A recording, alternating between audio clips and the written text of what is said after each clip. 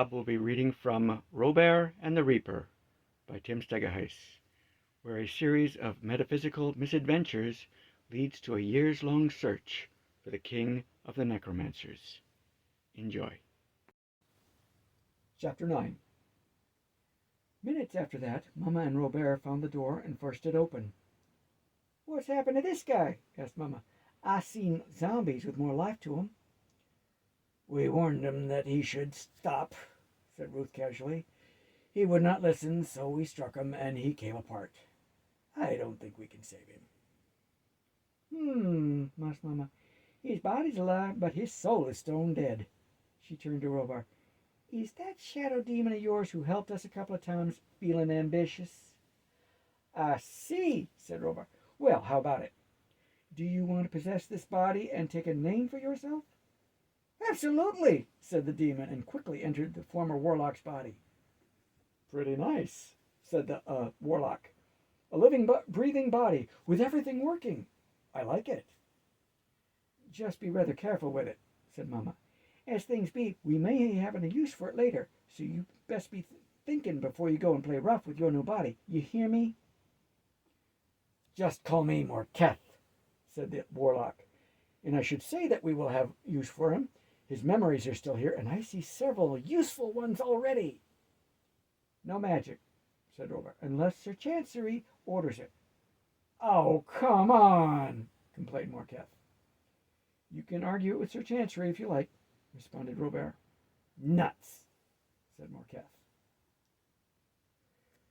"We'd best be going," said Robear. "A magical battle like that will bring every detective in the region here soon." "Do you think his concealment spell is ended?" asked Mama. "Most likely," said Robear. "I doubt it functions with his soul gone." "I sure wish I knew how it works," said Mama. "It would make our job easier." "It's not his," said Morketh. "He has no memory of it." "That means that his boss was covering for him," said Mama. "We'd best scat." They ducked through a hole in the back fence of the farm and separated. Their luck held, and they all made it out without getting caught, although Mama and Morketh both had to hide in a church to evade the blimps. Morketh got an earful about how lucky he was while they waited. Soon they were all gathered on the grounds of the old school, as Torrin arrived in the automobile of the bemused driver they had met previously. "I keep running into you folks," he said, trying to cover his nervousness. Torrin blessed him and hopped down off the vehicle, holding her nice dress.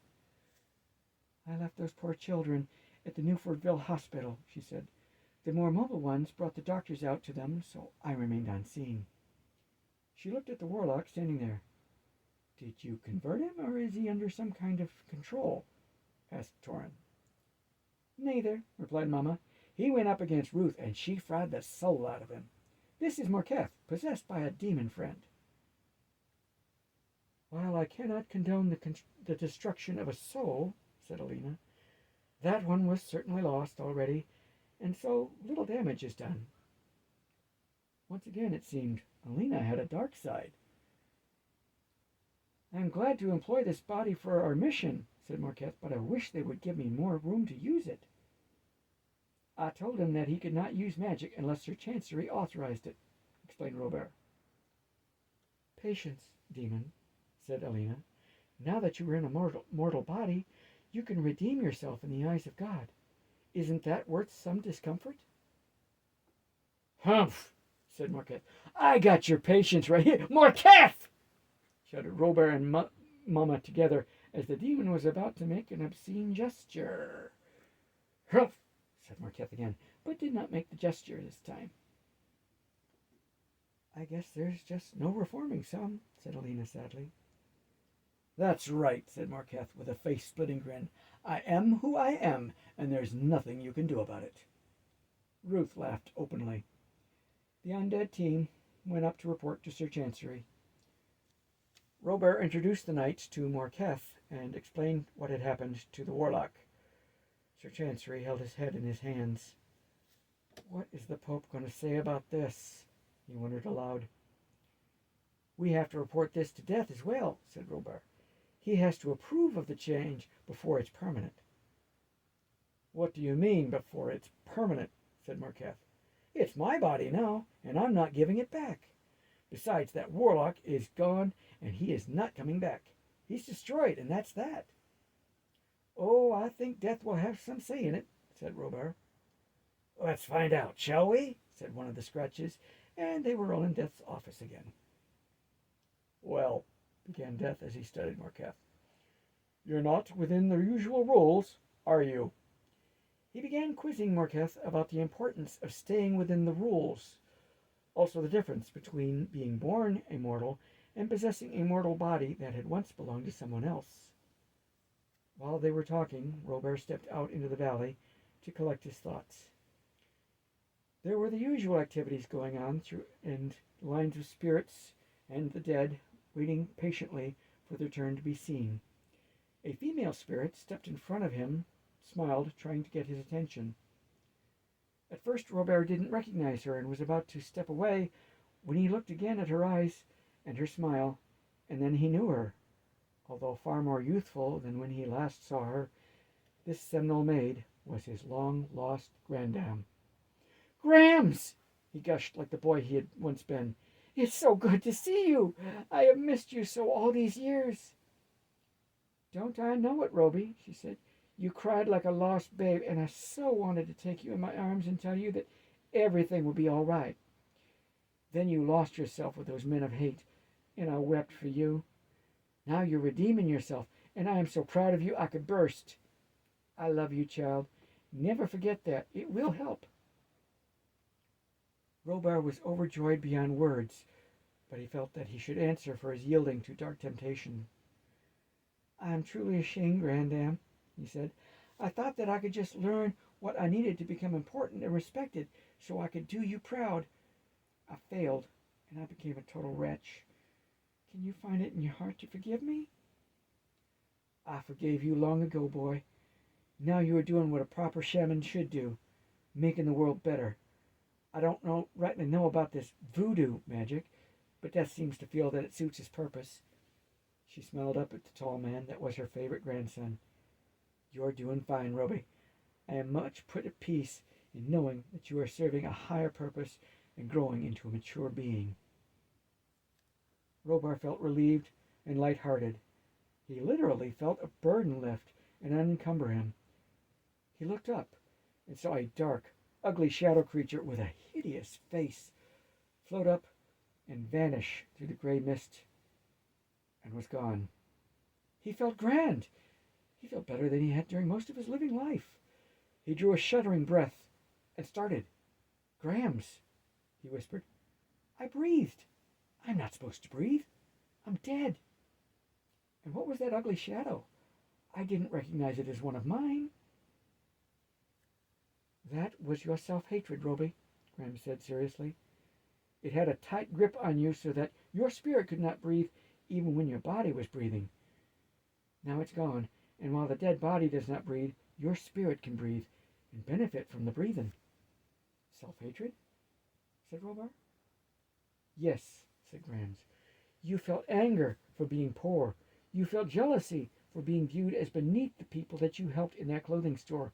You felt insulted by the attitudes of the cultists you learned from, and you felt rage at being killed by them. All of that is self-hate. Your anger was really all with yourself, and it restrained you, crushed your spirit so that you could never realize who you were meant to be. Who was I meant to be, Grams? Asked Robear. Someone the powers that be could depend on without you trying to become a hero or some silly thing, replied Grams. So I am not a hero, said Robar. Then what am I supposed to be? A good and proper man doing a fine job for the right powers, said Grams firmly. Be glad that you are not a hero. Heroes are usually not appreciated and often unwelcome. Good men and women are hard to find and always welcome in good company. Robear became aware of a scratch reaper waving him back into the building. He turned sadly to his grandam. I have to go, Grams. I surely will miss you. I don't suppose that we shall ever meet again, shall we? More likely than you know, Roby, said Grams with a smile. Death wants to expand the idea of resurrecting spirits and using them to seek out those who cause problems for the natural cycle of life and death. He got permission from a few gods and such, and so some of us stood up to volunteer. We could easily cross paths or find ourselves on the same task in the future. You doing this kind of work, Gramps? He said with wonder. Who taught you your first shadow magic, boy? Said Gramps with mock anger. There is more to me than you ever knew. She smiled and patted where his hand was. Get on back to work, Roby. Just always remember, I love you, and I will be listening for news of you. I love you too, Gramps, Robear responded. I will be listening for news of you as well, so you behave yourself. He gave her a teasing smile and waved as he went. Gramps waved back and followed a scratch reaper that had been waiting patiently for her. You have not yet been accepted into the program, you know, said the scratch. Doesn't matter, she replied noncommittally. For that smile, I'd do an eon in White Man's Hell. Robear returned to the office of Death and the team. Death had gathered them into the outer office and was speaking. I have accepted Morcath on probation until I am satisfied that he can keep his enthusiasm in check, said Death. He will use his the magic he possesses, only when Sir Chancery so permits. I was concerned about Ruth, but I accept that she used her power as she thought necessary. She did give that idiot fair warning, as did nobody. Should she destroy any more souls, I give my permission for you to assign demons to possess them according to your best judgment. I will still have the final say, but now that a precedent has been set, we will have this option to use. He went through a stack of papers on the nearest desk and selected a few. Here, Roby, he said Death. Since you are on your way right back there now, why don't you deliver these to Sir Chancery for me? Robear accepted the documents with a nod and stood with the rest of the undead as Death sent them back to the knight's office. Death has approved Morcath as part of the team, reported Robear. He is expected to follow your instructions just as the rest of us. I was also asked to convey these documents to you. Sir Chancery accepted the stack of papers from Robear and thanked him. I've sent my report to the Pope by wireless relay, he said. I can only hope he is not under the influence of one of Gregitus' visits and will let the implications slide by him. The Pope himself is a good egg, but the pressures he gets put under make for a rum go sometimes. They retired to their basement quarters to wait for their next assignment. Mama turned to Robear and asked, What is this Robe, by the way? Robear had been on an emotional high since leaving his grandam and hadn't noticed the use of his pet name. Oh, that, he said. Must be Death's way of getting familiar with us or something.